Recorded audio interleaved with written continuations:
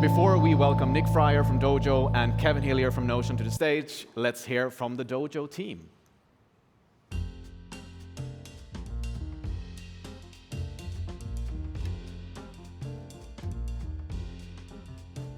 Dojo is a payments fintech company. We provide payment processing services to businesses across the UK and also several markets in Europe. The culture at Dojo is very much work hard, play hard. We work with super hardworking, really talented people, but we also like to have fun when we do it as well. When I started at Dojo, there were only 400 employees, and now we've got over 1,200 employees, which is super exciting, but that kind of growth also comes with challenges. One of the biggest challenges that we face at Dojo is we're always trying to get a lot of stuff done at the same time and making sure that we're working on many different company priorities all at once. As we got larger and larger, we found that we had an absolutely huge amount of tools, and everyone was using different tools in different ways, and it just became really inefficient, both from a financial perspective, but also from a ways of working and time perspective as well. And that was one of the main reasons we really started to look at Notion for a solution.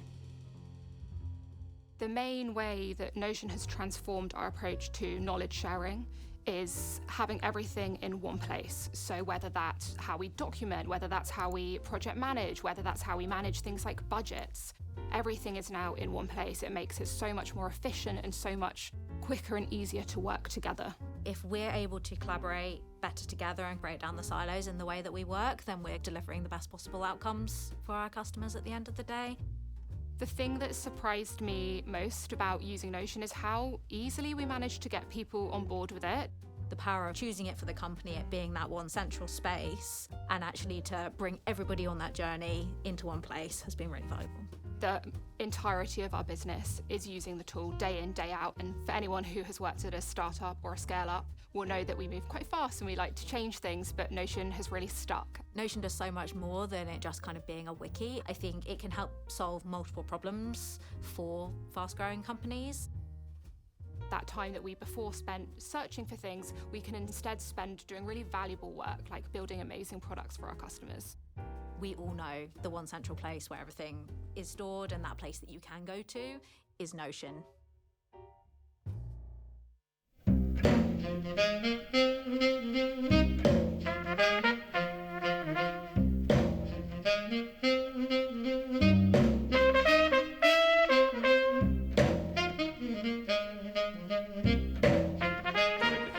There we go. Nick, welcome. Thanks very much for joining us. You're welcome. Well, we just heard from Dojo's very own Katie and Amy. They're just hiding in the crowd there. But I think they did a masterful job of telling the Notion and Dojo story. But just to take a bit of a step back, I was wondering if you could help us just introduce Dojo and you and your role. Sure. So we provide payment solutions for the experience economy. So if you don't know what that is, it's businesses with physical locations. So might be coffee shops, restaurants, bars, pubs, retailers, whatever. If you've got a physical location, we try and provide solutions for you. We've been doing it for quite some time. And it's not just, typically it tends to be card machines. That's normally where you'll see it. But we provide things like order and pay on the QR code on a restaurant table as well. And we even provide bookings for restaurants. We're even in Nando's, believe it or not. Did you know you could book in Nando's? You can now. No one knew that. It's only about 30 restaurants, but hopefully, fingers crossed, we'll be rolling out to the rest of the Nando's estate. So, we've been doing it since about 2010. And in the early days, we were selling somebody else's products. We were basically just a sales team. We were quite good at it, but we got very, very frustrated by selling a product that we couldn't change, and we knew there was loads of problems with that product that our customers didn't like. Thankfully, our product was exactly the same as everybody else. It was a card machine, it went beep, you got paid. Everyone thought that was all you could do.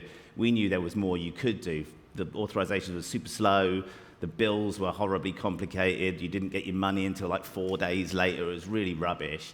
So in about 2019, we embarked on building everything ourselves. We got regulated by the FCA as an e-money institution. That is no mean feat. We joined the card schemes, and we built tons of software. And in 2021, we launched what we now call Dojo. that is a payment system that is end-to-end, from tapping the card or entering the card details online all the way to the card schemes. It's all our own software. It's microservices running across, it's properly cloud native across multiple clouds.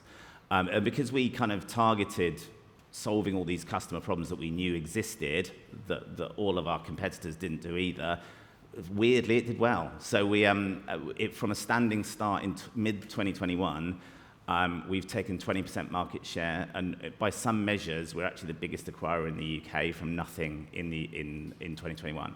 So, I mean, it doesn't take a genius to realize that if you actually build stuff for your customers, they're going to like it. Thankfully, I think some of our competitors have woken up to that since then, to be honest. It'd be weird if they hadn't, but it's been pretty good. We've subsequently got regulated in Ireland by the Central Bank of Ireland, and we're now operating in Ireland, Spain, and Italy, and we're looking to roll it out across more markets. But in terms of me, I'm the Chief Technology and Product Officer, or Chief Product and Technology Officer, depending on who I'm talking to, whether it's the product team or the engineering team. I adapt it. I'm a bit two-faced. And so we have I have a team of just over 400 people, and it covers data, product, and tech. Okay, amazing. And tell me, when did kind of knowledge management become a priority, and why in Dojo? I think Amy and Katie basically stole all of my thunder with that video, to be honest, because they summed it up pretty well. So, but to add a little bit, so we organised, particularly the product and tech teams, we organised, like lots of people do, around the Spotify squads and tribes model, and we drove the autonomy message a lot. You make your own decisions. You're the boss. You do the right thing by the customer, but other than that, you can do what you like.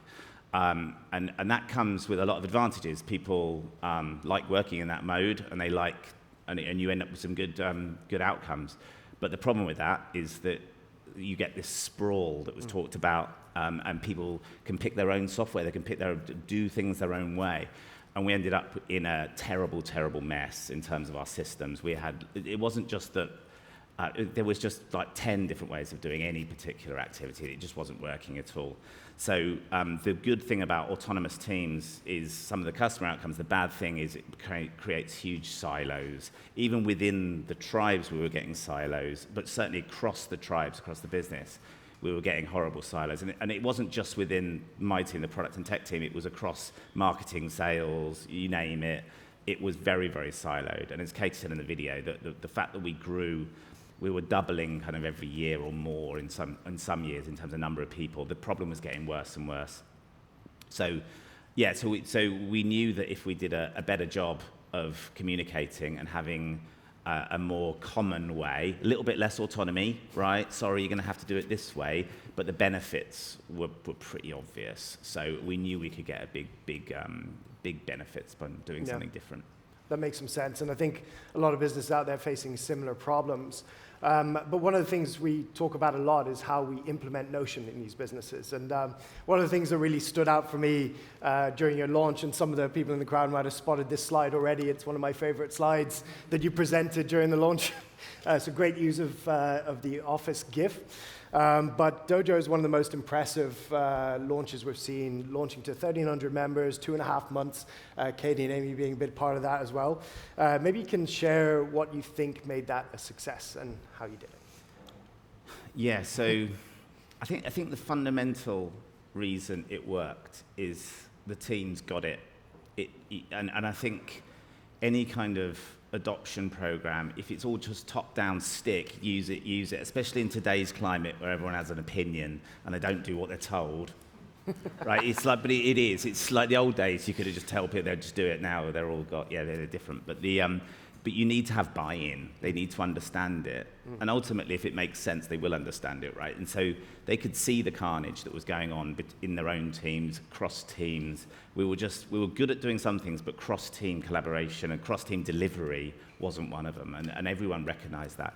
So there was an underlying understanding. Even though they'd picked their favorite tools and they really liked Smartsheet or whatever, how can I operate? They got it that their different approach wasn't helping the business. And we have a lot of people that are very bought into our business. So it's like they could get that the bigger picture made sense, even if their day-to-day would be more difficult. So that was the kind of key thing that I think helped. You need the same with everything. You need senior stakeholder buy-in, but you can say that about anything, but it's still true. So from the founders down, everyone was in, and we would be, we were quite keen on adoption. So you will do it, right? I mean, you can't force people, but you can give them a lot of encouragement. And I think we had, pretty much a dedicated team, particularly Katie and Amy. We had, and there were others that were really driving this. So it wasn't just done hoping that we'd done. We have examples in our past where we've spent a lot of money on software, be it SaaS or otherwise, and sort of hoped it would happen, and it didn't. But we took a very different approach to this, and we managed it properly as a project. We put a lot of effort in before we launched it. There was months of work before it was announced to the business. We also had the benefit that we had some internal teams that were already using it. We actually had 4 instances of Notion already running. And you delightful people were quite happy to charge us 3 times for the same person in some cases. So watch them. Yeah. But we did have some internal advocates, people that had really built their teams around it already that helped, but not many, but enough to show that how it can work. Yeah, there was definitely a lot of intentionality in there. And since the launch, what do you think has been the biggest business impact of Notion, in your view? Well, I think the overall objective has been achieved. I think we've still got room for improvement, but I think now we have a central place where everything is. We do.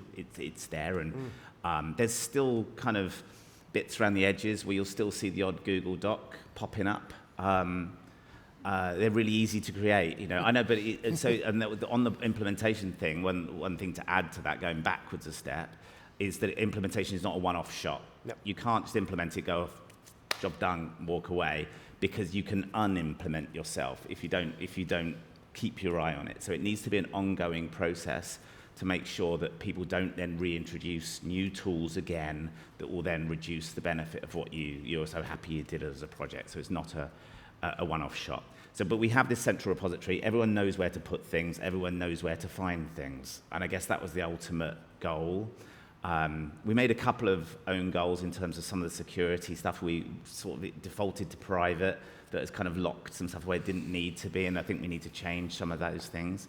The other thing is around cost savings. So we have retired, I think, at least 4 tools as part of this. Quite expensive tools as well.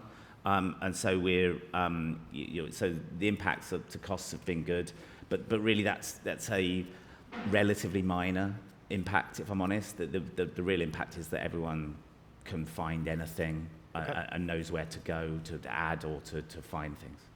Yeah, and it definitely comes from your push as driving Notion first as documentation. Maybe from a different, because we heard from Katie and Amy about how they use that for comms and for operations. From an engineering mindset, could you maybe share a story about or how engineering teams are leveraging that, and then also how you kind of, I suppose, stay up to date with what those teams are doing? Yeah, so engineers still use lots of tools, and one of the things, I keep going back to the implementation, one of the things is make sure you get the scope right. So we didn't try and take Jira off them, because that would have been a mistake, because there's all sorts of things you can do with Notion that maybe you shouldn't. Slack's still Slack, Jira's still Jira, they still have a place. But where the engineering teams have best got advantage from Notion has been around sort of the chapter approach. So again, the Spotify model has the where you have functional teams together working on an area of the business. Cross-cutting have chapters, so engineering or sub-chapters within engineering. We have the same with product management. We have delivery management that Amy's part of. And so that's where we've seen a lot of, as opposed to it being the odd Slack chat, it's now an ongoing way of collaborating, and the kind of rich way you can comment and the different ways you can take a Notion page and make it your own and make it work for you has been really good in that space. So I was talking to our VP of engineering earlier, and he says it really helps create a community because it's an everlasting thing that can build over time, as opposed to it being a snapshot in time. It's where it used to be, where these conversations just would happen in Slack. So the collaboration is really where it's been really beneficial to engineering and other teams like that. those horizontal teams. Makes sense, allowing to remain kind of agile. And so just to wrap up with my last question, I suppose drawing from your own experience as a CTO, with a wider view, what would you say are the factors that other companies should consider when looking for a knowledge management solution?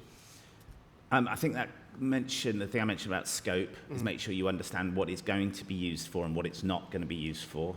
And just don't try it be the single tool to do everything, not everything. But in my opinion, I'm sure you guys are trying to think like it's Ivan saying, no, it's everything. You're about to be pulled off stage. Yeah. Pull him off. Yeah. But so I think getting the scope right, I think we're replacing things like Confluence. It really is just flat text. It's quite good. You can create it. It's easy. It's fine. But it doesn't have that level of collaboration. I think it's understanding that it can be way more than a wiki or some kind of intranet. It can take over things like the database tasks. It's particularly useful. It's another engineering scenario that they use it to store all their RCFs and stuff like that, and it's been working really well. So I think I would pick one that does more than just flat knowledge sharing, but don't try and make it the one tool that does everything. That's what I would say. Makes sense. Nick, thanks so much for your time. No, I you're really welcome. appreciate it. Thank you. Great. Cheers.